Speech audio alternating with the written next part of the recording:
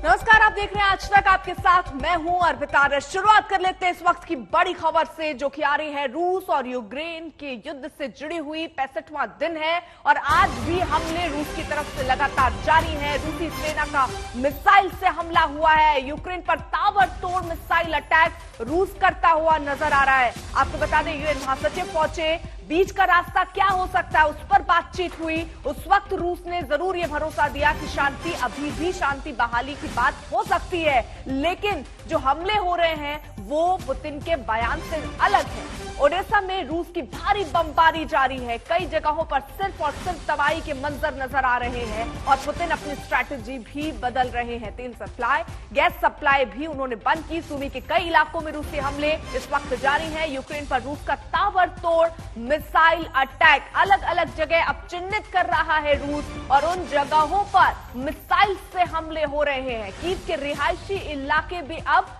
बच नहीं रहे हैं रूसी मिसाइल अटैक से। रिहायशी इलाके यानी जहां लोग रहते हैं, जिनका घर है, जिनका आवास है, वहां पर भी मिसाइल से अटैक हो रहे हैं। जरा तस्वीरें देखिए आप, चारों तरफ यहां तबाही ही तबाही, आग की लपटें आप एक बिल्डिंग में, एक इमारत में देख रहे हैं। दूसरी तरफ काला धुआं उठता हुआ आप देख रहे हैं दूसरी इमारत से। तो ये मंजर अब रूस और यूक्रेन के युद्ध के बाद आप देखिए किस तरीके से उसके बीच, यानी जो युद्ध अभी चल रहा है, किस तरीके के हालात यूक्रेन के बने हुए तस्वीरें बयां करने के लिए काफी है। हालांकि वहां पर यूक्रेन पूरी हिम्मत के साथ ये कह रहा है कि वो भी आखिरी दम तक जवाब देता रहेगा। वहीं पुतिन की हिम्मत भी अब टूटती हुई, बार बार वो परमाणु धमकी की बात भी कर रहे हैं और ये कह रहे हैं कि दूसरा देश अगर इसमें दखल देता है तो खमियाजा भुगतना पड़ेगा। और ये तस्वीरें देखिए, मलबे से लोगों को निकालने की यहाँ कोशिश भी हो रही है।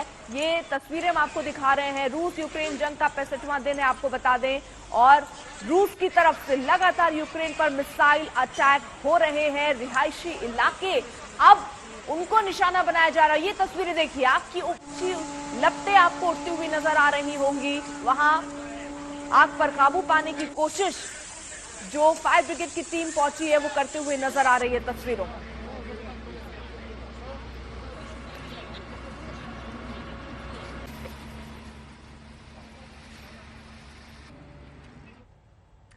पुतिन ने एक बार फिर परमाणु हमले की धमकी दे दी है। पुतिन की यह धमकी तब आई जब संयुक्त राष्ट्र के प्रमुख गुटेरेस अपनी शांति मिशन पर मॉस्को पहुंचे और पुतिन से मुलाकात भी की। यूक्रेन में हमले रोकने की गुजारिश की, लेकिन पुतिन के तेवरों से यह साफ हो गया है कि गुटेरेस का शांति प्रयास फेल हो चुका है। तो अब सवाल यह उठता है कि आखिर पुतिन चाहते क्या है? न्यूक्लियर वॉर की धमकी देने के पीछे आखिरकार उनकी मंशा क्या है?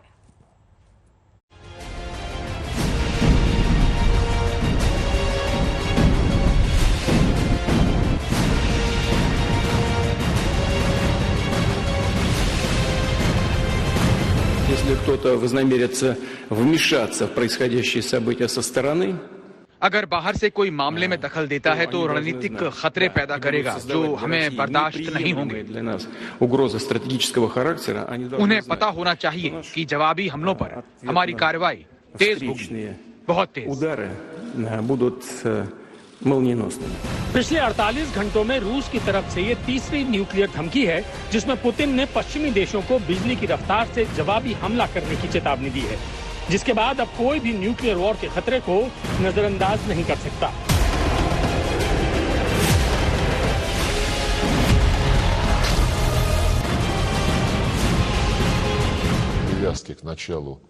मैं उन जोखिमों को कृत्रिम रूप से नहीं बढ़ाना चाहता। खतरा वाकई गंभीर है, वास्तविक है, और हमें इसे कम नहीं आंकना चाहिए।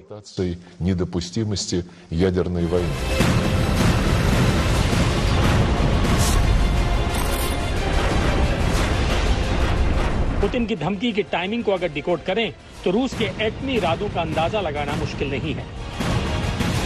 पुतिन ने किसी न्यूक्लियर हथियार का नाम नहीं लिया, लेकिन उनका इशारा रूस की नई सरमट 2 न्यूक्लियर मिसाइल की तरफ था। रूस ने कुछ दिन पहले ही इस इंटरकॉन्टिनेंटल बैलिस्टिक मिसाइल का सफल परीक्षण किया है और दावा किया है कि ये न्यूक्लियर मिसाइल दुनिया में किसी भी टारगेट को हिट कर सकती है।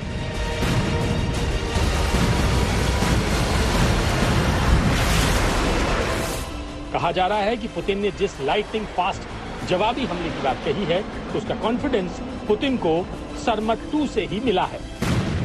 Угрозы стратегического характера, они должны उन्हें знать, पता होना चाहिए कि जवाबी हमलों पर हमारी कार्रवाई तेज होगी, встречные बहुत तेज। удары будут молниеносными. हमारे पास वो हथियार हैं जिसके बारे में कोई सोच भी नहीं सकता, लेकिन हम उनके बारे में डींग नहीं मारेंगे। Которыми не может сейчас похвастаться никто.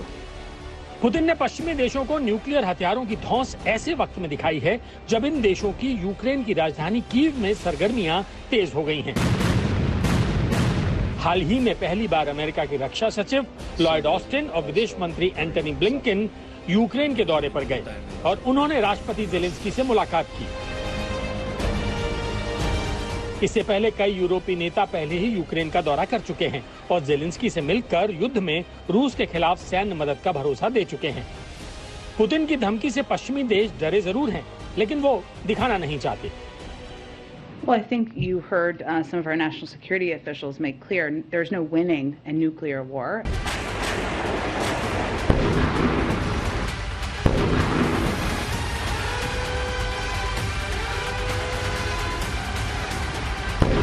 रूस की तरफ से न्यूक्लियर धमकियों की ताबड़तोड़ लॉन्चिंग ने इस संदेश को हवा दे दी है कि यूक्रेन में पुतिन किसी भी कीमत पर हार बर्दाश्त नहीं करेंगे, बल्कि हार कबूल करने के बजाय न्यूक्लियर हथियारों का इस्तेमाल करना पसंद करेंगे। क्रेमलिन के माउथपीस न्यूज चैनल RT ने पुतिन के इस प्लान पर मोहर भी लगा दी है।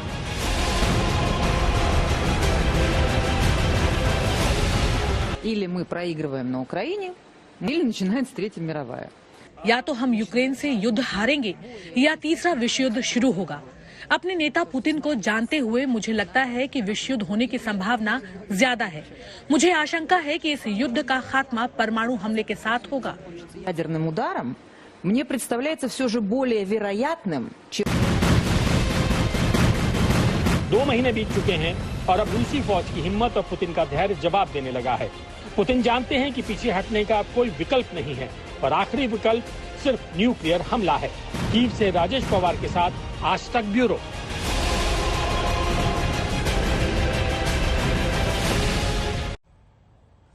यूक्रेन युद्ध में दखल देने वालों पर हमला करने के लिए हर तरह के हथियार रूस के पास है। तो वो कौन सा हथियार है जो हजारों किलोमीटर दूर के टारगेट पर बिजली की रफ्तार से अटैक कर सकता है? ये रिपोर्ट देखिए।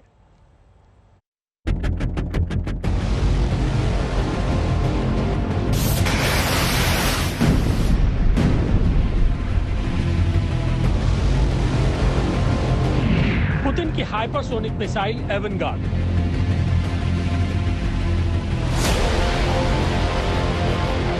रफ्तार आवाज से 20 गुना तेज, मतलब घंटे भर में ये मिसाइल 20,000 किलोमीटर के पार पहुंच जाती है। पुतिन की हाइपरसोनिक पावर किंजल। पुतिन की किंजल मिसाइल जब लॉन्च होती है तो आवाज से 10 गुना ज्यादा रफ्तार से दुश्मन की ओर बढ़ती है और अगर इस मिसाइल में न्यूक्लियर वॉरहेड लगा हो तो दुश्मन पर कयामत बरपा सकती है।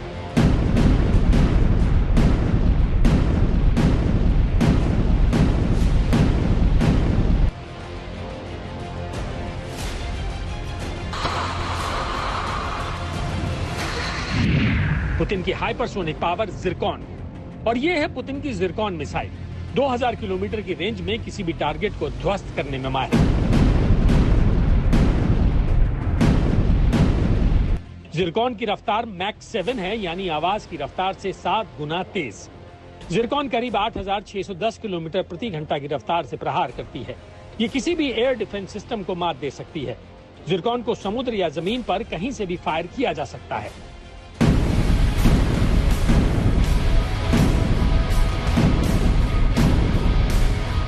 पुतिन की इन हाइपरसोनिक मिसाइलों को इसलिए अचूक हथियार माना जाता है क्योंकि ये तेज रफ्तार के साथ कम ऊंचाई पर उड़ती हैं, जिससे इन्हें रडार डिटेक्ट नहीं कर पाते।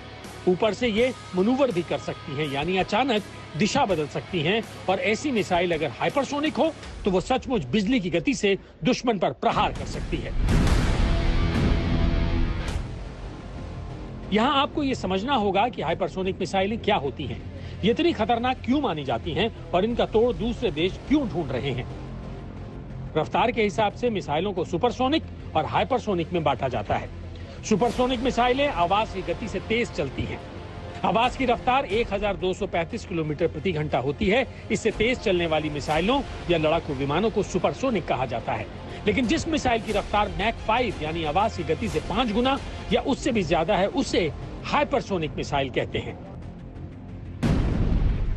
वैसे हाइपरसोनिक मिसाइलें पश्चिम के देशों के पास भी हैं। रूस के सबसे बड़े प्रतिद्वंद्वी अमेरिका के पास भी हैं।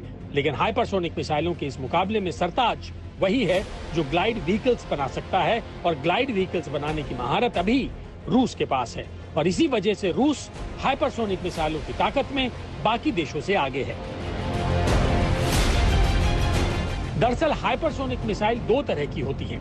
पहली हाइपरसोनिक क्रूज मिसाइल जो तय टारगेट पर हमला करती है, जबकि हाइपरसोनिक ग्लाइड व्हीकल्स मनूवरेबल टेक्नोलॉजी यानी हवा में अपनी दिशा बदलते हुए टारगेट का पीछा करते हुए हमला करती है। रूस की किंजल मिसाइल इसका सबसे ताजा उदाहरण है, जिसे रूस की सेना यूक्रेन में इस्तेमाल कर रही है। आगे अगर इस युद्ध की आग और बढ़ी तो रूस अपनी चुनी हुई हाइपरसोनिक मिसाइलों को परमाणु हमले के लिए इस्तेमाल कर सकता है। आज तक ब्यूरो। पुतिन ने हथियारों की बात की। किलर हथियार डॉल्फिन भी है जो नाटो को गहरे जख्म दे सकती है। पुतिन ने इन डॉल्फिन को खास ट्रेनिंग दी है जो अब यूक्रेन में युद्ध निभाने के लिए तैयार है। देखिए पुतिन की डॉल्फिन सोल्जर कितनी खतरनाक है।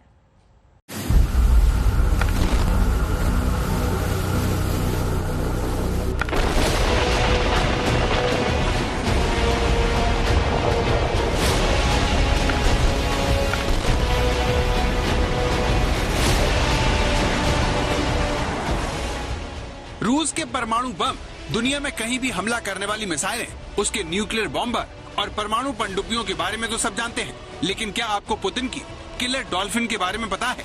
क्या आपको पता है कि पुतिन एक ऐसा ऑक्टोपस बना रहे हैं जो 150 फीट की दूरी से दुश्मन को मार सकता है?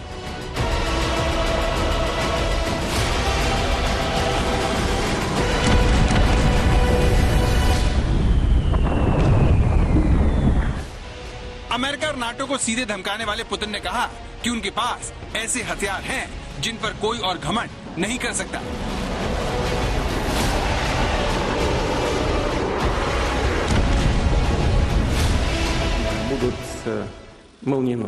हमारे पास वो हथियार हैं जिसके बारे में कोई सोच भी नहीं सकता, लेकिन हम उनके बारे में डींग नहीं मारेंगे।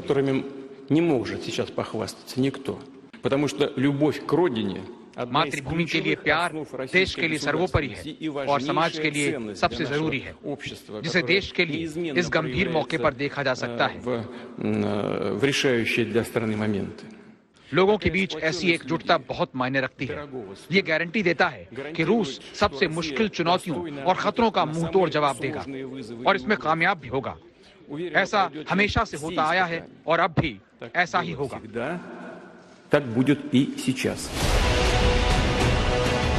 सवाल यह है कि क्या पुतिन का वो हथियार एक डॉल्फिन है?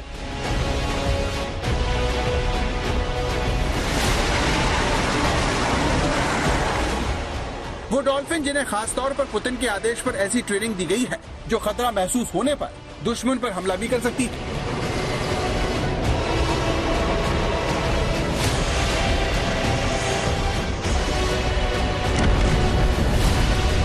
पुतिन का ये हथियार इतना ज्यादा घातक है कि अमेरिका और उसकी एजेंसियों की इन पर कड़ी नजर है।